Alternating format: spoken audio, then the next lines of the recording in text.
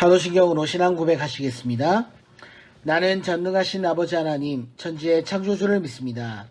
나는 그의 유일하신 아들, 우리 주 예수 그리스도를 믿습니다. 그는 성령으로 잉태되어 동정녀 마리아에게서 나시고 본디오 빌라도에게 고난을 받아 십자가에 못 박혀 죽으시고 장사된 지 사흘 만에 죽은 자 가운데에서 다시 살아나셨으며 하늘에 오르시어 전능하신 아버지 하나님 우편에 앉아 계시다가 거기로부터 살아있는 자와 죽은 자를 심판하러 오십니다. 나는 성령을 믿으며 거룩한 공교회와 성도의 교제와 죄를 용서받는 것과 몸의 부활과 영생을 믿습니다. 아멘. 찬송가 301장, 이전 찬송 460장입니다. 지금까지 지내온 것 주의 크신 은혜라. 한이 없는 주의 사랑 어찌루 말하랴. 자나깨나 주의 손이 항상 살펴주시고 모든 일을 주 안에서 형통하게 하시네. 몸도 맘도 연약하나 새 힘받아 살았네. 물 붓듯이 부시는 주의 은혜 족하다. 사랑 없는 거리에 나 험한 산길에 맬 때 주의 손을 굳게 잡고 찬송하며 살리라. 주님 다시 배올 날이 날로 다가와 무거운 짐 주께 맡겨 벗을 날도 멀잖네. 나를 위해 예비하신 고향 집에 돌아가 아버지의 품 안에서 영원토록 살리라. 함께 기도하시겠습니다.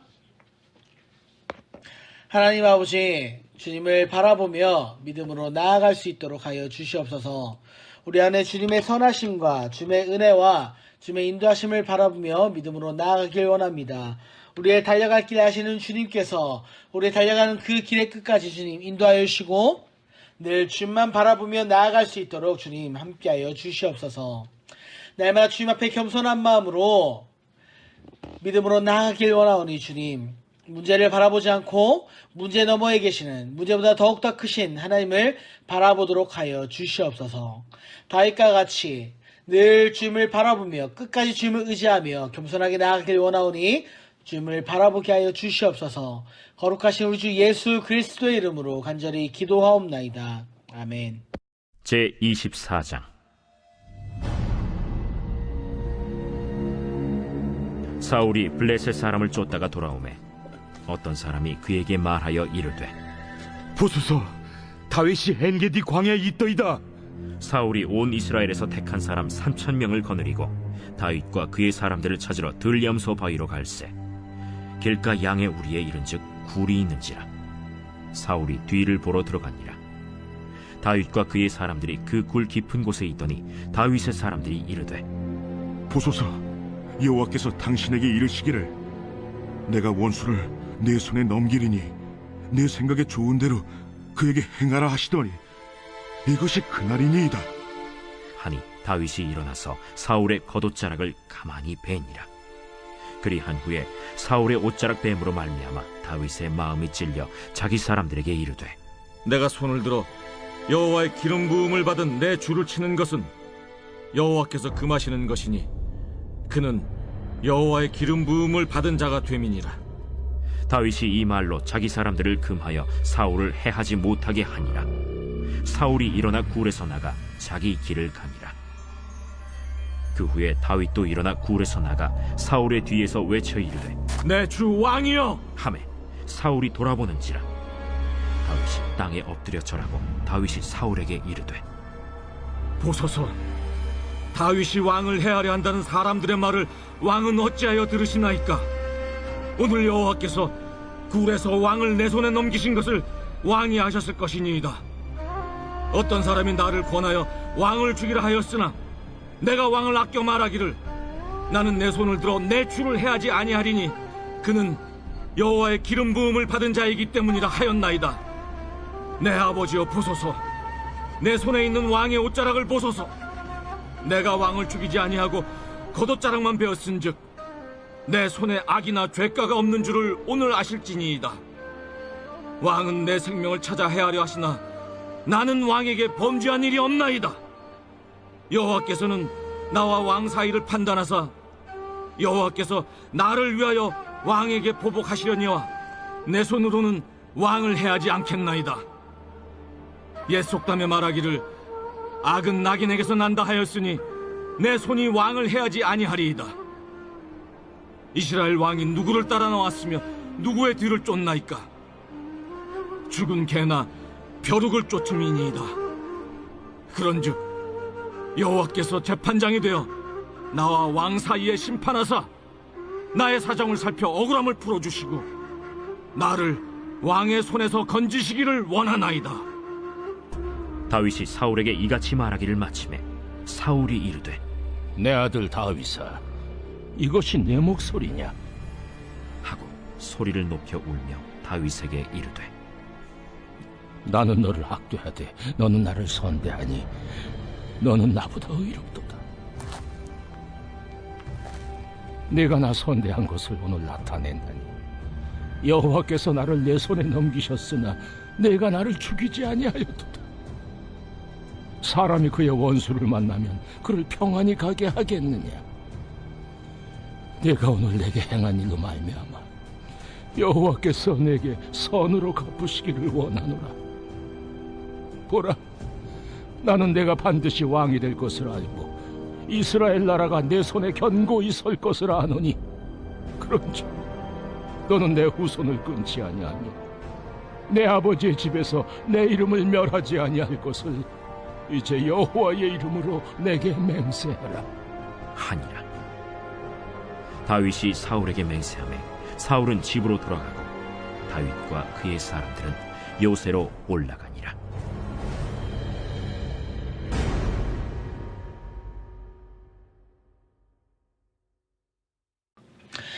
앞서 23장 27절의 말씀에서 블레셋의 침공 소식을 듣고 돌아갔던 사울이 다시 다윗을 찾습니다. 일반적인 전쟁 언급에는 승리 혹은 패배의 기록이 등장하는데 본문은 그것을 말하고 있지 않습니다. 사울에게는 블레셋이 전혀 중요하지 않았기 때문입니다. 질투와 복수의 눈이 멀어 있었습니다. 다윗은 그가 싸워야 할 대상이 아닌 함께 힘을 모아 블레셋과 싸워야만 하는 동료였습니다. 그런데 하나님께서는 잘못된 경쟁의식을 갖는다면 결국 가장 지고 싶지 않은 사람에게 치부, 사울의 경우는 대변을 보는 장면을 보이게 될 것이라 말씀합니다. 다윗은 사람을 사랑하고 사람들의 사랑을 받고 있습니다. 사람들의 지지를 받고 있으면 기분이 좋아집니다. 무엇이든지 잘할 수 있을 것만 같고 무엇을 해도 될 것만 같습니다. 하지만 다윗은 이러한 인기와 지지에 취하지 않았습니다. 다윗의 사람들은 4절의 말씀에서 여호와께서 당신에게 이르시기를 내가 원수를 내 손에 넘기리니 내 생각에 좋은 대로 그에게 행하라 하시더니 이것이 그날이니이다 라고 다윗을 설득합니다. 나에게 유익한 것, 나에게 좋은 것을 생각하면 당연히 이렇게 하는 것이 맞습니다. 그러나 하나님께서 우리에게 요구하시는 삶은 일상에 휩쓸리지 않고 매 순간 하나님의 백성으로서의 원칙과 정당성을 따지며 올바르게 살아가는 것입니다. 다윗이 사울을 대하는 태도를 우리는 묵상해 볼 필요가 있습니다. 9절로부터 15절까지의 말씀을 보시면 그는 사울을 내 주 왕이라고 부르며 엎드려 절합니다. 문제의 원인을 사울이 아닌 다른 사람들로 돌립니다. 자신이 사울을 죽일 수 있었음을 자랑하지 않습니다. 어떤 상황이 있었는지 그 사실을 그냥 전할 뿐입니다. 11절의 말씀에서 사울은 사울을 향해 아버지라고 부릅니다. 12절에서는 내 손으로 왕을 해야지 않겠나이다 라고 약속을 합니다. 13절에서 15절의 말씀은 당시 속담을 이용해 자신을 죽은 개나 벼룩이라고 표현할 뿐만 아니라 그런 자신을 죽이러 나오는 사울이 악인이 아닌가 묻습니다. 마지막으로 당신은 여호와께서 세우신 왕이니 여호와께 의견을 물어보기를 권합니다. 겸손과 인내와 또한 용서와 사랑이 그 가운데 담겨있는 메시지인 것입니다. 그리고 사울은 베어진 옷자락을 보게 됩니다. 그는 전에 길갈에서 사무엘의 겉옷자락을 찢은 적이 있습니다. 사무엘상 15장 27절에서 28절까지의 말씀을 제가 보도록 하겠습니다. 사울이 가려고 돌아설 때 사울이 그의 겉옷자락을 붙잡음에 찢어진지라. 사무엘이 그에게 이르되 여호와께서 오늘 이스라엘 나라를 왕에게서 떼어 왕보다 나은 왕의 이웃에게 주셨나이다. 하나님 말씀을 무겁게 여기지 않고 명령을 어겼던 사울이 사무엘을 억지로 붙잡다가 사무엘 옷이 찢어졌습니다. 찢어진 옷자락은 자신이 왕으로서의 수명을 끝냈다라는 사형 선고와 같은 것이었습니다. 그리고 지금 찢어진 옷자락을 통해 느꼈던 후회와 비통함을 떠올립니다. 자신은 욕심과 집착으로 옷을 찢었지만 다윗은 인내와 용서로 옷을 베었습니다. 둘 사이의 간극이 절대적인 것입니다. 돌이키기엔 너무나 늦었습니다. 이제 자리를 내주어야 할 시간입니다. 시선이 베어진 옷자락에서 다시 다윗의 입으로 향합니다. 그리고 다윗의 말을 듣기 시작합니다. 다윗의 말은 사무엘의 말을 떠올리게 합니다. 둘 다 하나님의 메시지를 전하고 있는 것입니다. 그래서 사울은 자신의 이야기를 합니다. 자신이 죄인임을 고백하고 다윗을 아들이라고 부르죠. 다윗이 자신을 선대하였고 의로우며 원수로 여기지 않았음을 알았다라고 고백을 하고 있습니다. 특별히 20절 말씀에서는 이러한 고백을 합니다. 20절 말씀을 함께 보도록 하겠습니다.